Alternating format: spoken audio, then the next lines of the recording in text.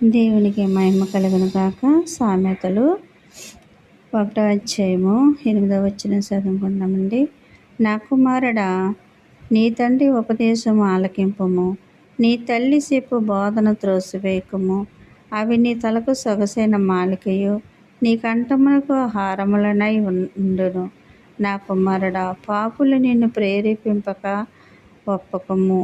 మాతో కూడా రమ్ము, మనం ప్రాణం తీంటికి పొంచుందము అని నిర్దోషమైన ఒకని పట్టుకున్నటకు దాగియుందము. పాతాళము మనుషులు మృంగివేయినట్లు వారిని మిరింగి జీవముతోనే మృంగివేయుదము. సమాధిలోనికి దిగువారు మృంగబడినట్లు వారు పూర్ణ బలముతో నుండగా మనము వారిని మృంగివేయదము రమ్ము అని వారు చెప్పినప్పుడు ఒప్పకము. ఆమేన్. కదండి, దేవుడు ఎంతగానో ఆయన వాక్యం ద్వారా మాట్లాడుతున్నారు. ఆయన, నా కుమారుడా, నీ తండ్రి ఉపదేశమును ఆలకింపుము, నీ తల్లి చెప్పు బోధను త్రోసివేయకుము. అవి నీ తలకు సొగసైన మాలికయు, నీ కంఠమునకు హారములై ఉన్నవి.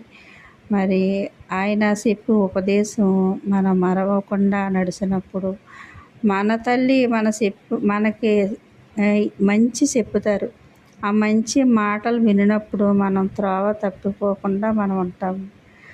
అవి తండ్రి చెప్పిన ఉపదేశము, తల్లి చెప్పిన బోధ మనం వినినప్పుడు అవి మన తలకు సొగసైన మాలికగాను కంఠమునకు హారములై ఉంటాయంటండి. మరి అలాగ అవి మనం ధరించుకున్నప్పుడు మనకి ఏది కూడా, ఎటువంటి పాపం కూడా మనల్ని అంటదు. పాపులు ప్రేరేపించగా చెడ్డవారులు మనల్ని తప్పుదావలో పడతాకే నడిపిందామని రమ్మని వాళ్ళు అడగగా మనమైతే ఆ మాటలకి లోబడకుండా మనం దేవుని మాటలకి లోబడి ఉండేవారుగా ఉంటాం. ఆమేన్.